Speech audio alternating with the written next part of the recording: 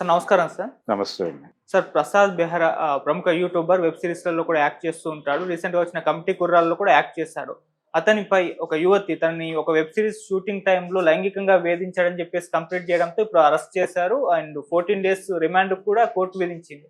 So ఈ మధ్య కాలంలో మనం ఇటువంటివి కామన్‌గా చూస్తూ వస్తున్నాం సార్. ఆర్టిస్టులు లైంగిక వేధింపులు చేయడం, అరెస్ట్ అవ్వడం, జైలుకి వెళ్ళడం ఇవన్నీ కూడా నడుస్తూ వస్తున్నాయి. సో ఇప్పుడు ఈ కేసుకు సంబంధించి ఏం జరిగింది? మరి మీరు వీటిపైన మీరేం చెప్తారు సార్? అంటే ఇది ఇంటర్నల్ మ్యాటర్ అండి. హ్మ్. వాళ్ళిద్దరి మధ్య ఏం జరిగింది అనేది వారు చెప్తే తప్ప ప్రపంచానికి తెలియదు కదా. ఓహ్! ఆ అమ్మాయి కంప్లైంట్ చేసింది. ఆ కంప్లైంట్‌లో ఒకటి లైంగిక వేధింపులు కొనసాగుతున్నాయి నా మీద అనేది చెప్పింది. హ్మ్. అది నిజమా కాదా అనేది విచారణ దర్యాప్తులో తేలాలి. ఓకే. ఒకటి ఇక్కడ ప్రధానంగా చూడాల్సింది ఏంటంటే ఈ షూటింగు ఈ టైంలో కొంచెం ఇంటిమేట్‌గా ఉంటారు. హ్మ్. ఈ ఉన్నటువంటి సందర్భంలో కూడా అతను మిస్‌బిహేవ్ చేశాడు అనేది ఆవిడ కంప్లెయింట్‌లో ఇంకొక ప్రధానమైనటువంటి భాగం. హ్మ్. వాళ్ళిద్దరూ కలిసి నటించే సందర్భంలో అతను తన ప్రైవేట్ పార్ట్స్ మీద ఆయన ఏదో ఆ ఏరియాలో టచ్ చేశాడు అనేది ఒక మాట కూడా ఆ కంప్లెయింట్‌లో ఉంది. అవును. ఆ తర్వాత అది గ్రాంటెడ్‌గా తీసేసుకుని తనని లైంగికంగా వేధిస్తున్నాడు అనేది ఆవిడ కంప్లెయింటు. ఈ మధ్య కాలంలో ఇలాంటి కంప్లెయింట్‌లోనే ఒక కొరియోగ్రాఫర్ అవును. జైలుకెళ్ళటం మనం చూసాం 'జానీ మాస్టర్'. హ్మ్. ఇప్పుడు దాదాపు అలాంటి కంప్లెయింట్‌తోనే ఇతను ఈ యూట్యూబర్ ఈ ప్రసాద్ బెహ్రా అనేటువంటి కుర్రాడు కూడా ఇప్పుడు జైలుకెళ్తున్నాడు. అంటే ఒక గ్రాంటెడ్‌గా తీసేసుకుని మాట్లాడటం, గ్రాంటెడ్‌గా తీసుకుని బిహేవ్ చేయటం అనేది ఏ రకంగా చూసినా ప్రమాదకరమే. అంటే అవతల వాళ్ళ పర్సనల్ ఏరియాలోకి వెళ్ళిపోయి నిర్ణయాలు తీసుకోవటం అనేది వీళ్ళు అన్‌కాన్షియస్‌గానే చేసేస్తారు. ఇది ఒక దశలో వాళ్ళు కూడా పెద్దగా అబ్జెక్ట్ చెయ్యరు. కానీ ఎక్కడో చోట వాళ్ళకి ఆ ఫీలింగ్ వస్తుంది. తమ ప్రైవసీ దెబ్బతింటోంది. తమ ఏరియాకొచ్చి అవతలవాడు ఎవడో దాష్టీకం చేస్తున్నాడు అనేటువంటి ఒక అభిప్రాయం కలిగినప్పుడు హ్మ్. ఈ బరస్ట్ అవ్వడం జరుగుతుంది. ఓకే. ఇప్పుడు చాలా మంది అంటే అప్పుడు గతంలో 'జానీ మాస్టర్' ఎపిసోడ్‌లో కూడా ఈ చర్చ వచ్చింది. హ్మ్. అంటే ఇంతకాలం బానే ఉండి ఇప్పుడు పెట్టడం ఏమిటి కేసు అని. ఇందులో కూడా అలాంటి ఆ రోజునే మాట్లాడి ఉండొచ్చు కదా. అంటే తోటకూర నాడే చెప్పకపోతివే అని ఒక పాత సామెత ఉంది మనకి. అవును. అలా ఈ అమ్మాయి రాసినటువంటి కంప్లైంట్‌లో ఆ మొదటి వాక్యమే అతను షూటింగ్‌లో మిస్‌బిహేవ్ చేశాడు అని ఉంది. ఆ రోజునే కేసు పెట్టేసుంటే ఇక్కడ దాకా వచ్చేది కాదు కదా లైంగిక వేధింపుల దాకా అనే ఆర్గ్యుమెంట్ కూడా పెడతారు కొంతమంది. కానీ అవును. ఇక్కడ ఆలోచించాల్సింది ఏంటంటే ఒక డెసిషన్ తీసుకోవటానికి కొంత టైం పడుతుంది.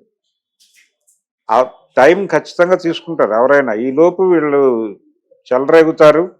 గ్రాంటెడ్‌గా తీసుకుని చెలరేగుతారు. ఈ చెలరేగుతున్నటువంటి క్రమంలో ఈ ప్రెజరు తట్టుకోలేని కండిషన్‌కి వాళ్ళు చేరుకున్న రోజున రియాక్షన్ ఇలా ఉంటుంది. ఓకే.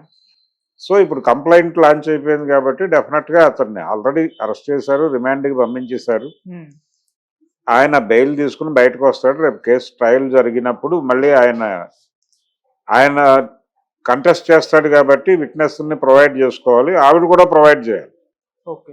అంటే ఆవిడ కూడా తనకి ఎక్కడెక్కడ ఎలా జరిగింది దానికి సంబంధించినటువంటి మినిమమ్ కొంత ఫోన్ కాల్ రికార్డ్స్ ఏవో ఒక ఉండాలి. హ్మ్. అంటే తను ఫ్రీక్వెంట్‌గా ఆడ్ టైమ్స్‌లో ఫోన్ చేస్తున్నాడా?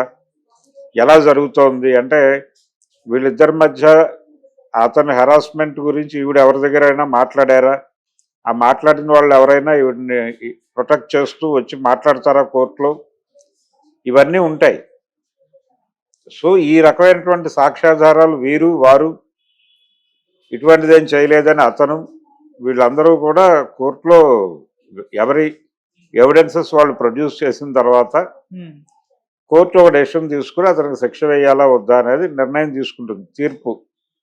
అంతిమ తీర్పు రోజు జరిగేటువంటి కార్యక్రమం అది.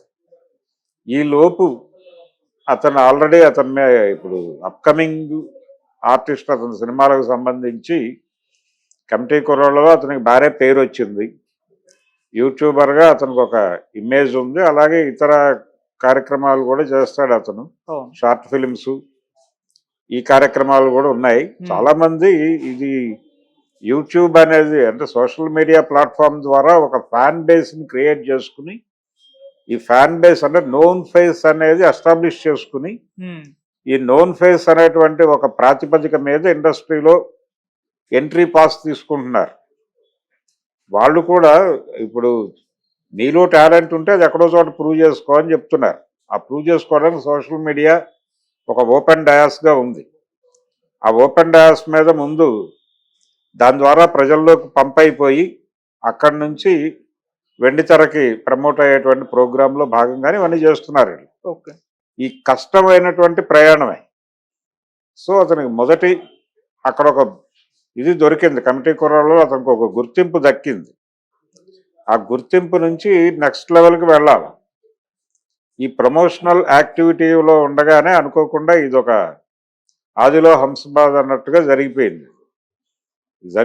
దీని నుంచి ఎలా రియాక్ట్ అవుతాడు, ఎలా బయటకు వస్తాడు అనేది చూడాలి.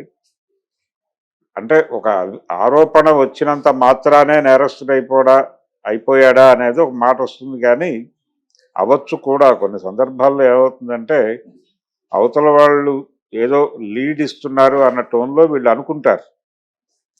అనుకుని ఒక అడుగు ముందుకేసి చొరవ తీసుకునేటువంటి ప్రయత్నం చేస్తారు. సినిమా పరిశ్రమలో కూడా ఇలాంటివి అనేకం ఉన్నాయి, ఓకే. చరిత్రల నుంచి ఉన్నాయి. ఇలా సెట్లో మిస్బిహేవ్ చేయటం ఇప్పట్లా కేసులు పెట్టలేదు, కానీ ఇలాంటివి జరిగిన సందర్భాలు అనేకం ఉన్నాయి. ఇలాంటి ఆరోపణలు కూడా చాలామంది పెద్ద హీరోల మీద కూడా ఉన్నాయి. ఉమ్, అయితే అవి అక్కడికక్కడ మాట్లాడి బాధపడి వేరే వాళ్ళ దగ్గర బయటికి ఓపెన్గా మాట్లాడకుండా రహస్యంగా మాట్లాడుకుని అలా సమసిపోయేవి. ఇప్పుడు కొంచెం అవకాశం ఉంది కాబట్టి ఒక అడుగు ముందుకేసి కేసులు పెడుతున్నారు. సో ప్రసాద్ బెహ్రా భవిష్యత్ ఏంటనేది కోర్టు చేతుల్లో ఉంది. ఈ కష్టమైనటువంటి ప్రయాణమే. సో అతనికి మొదటి అక్కడ ఒక ఇది దొరికింది, కమిటీ కుర్రాలో అతనికి ఒక గుర్తింపు దక్కింది. ఆ గుర్తింపు నుంచి నెక్స్ట్ లెవెల్కి వెళ్ళాలి. ఈ ప్రమోషనల్ యాక్టివిటీలో ఉండగానే అనుకోకుండా ఇదొక ఆదిలో హంసబాద్ అన్నట్టుగా జరిగిపోయింది. దీని నుంచి ఎలా రియాక్ట్ అవుతాడు, ఎలా బయటకు వస్తాడు అనేది చూడాలి. అంటే ఒక ఆరోపణ వచ్చినంత మాత్రానే నేరస్తుడు అయిపోయాడా అనేది ఒక మాట వస్తుంది, కానీ అవ్వచ్చు కూడా. కొన్ని సందర్భాల్లో ఏమవుతుందంటే అవతల వాళ్ళు ఏదో లీడ్ ఇస్తున్నారు అన్న టోన్లో వీళ్ళు అనుకుంటారు. అనుకుని ఒక అడుగు ముందుకేసి చొరవ తీసుకునేటువంటి ప్రయత్నం చేస్తారు. సినిమా పరిశ్రమలో కూడా ఇలాంటివి అనేకం ఉన్నాయి, ఓకే. చరిత్రల నుంచి ఉన్నాయి. ఇలా సెట్లో మిస్బిహేవ్ చేయటం ఇప్పట్లా కేసులు పెట్టలేదు, కానీ ఇలాంటివి జరిగిన సందర్భాలు అనేకం ఉన్నాయి. ఇలాంటి ఆరోపణలు కూడా చాలామంది పెద్ద హీరోల మీద కూడా ఉన్నాయి. ఉమ్, అయితే అవి అక్కడికక్కడ మాట్లాడి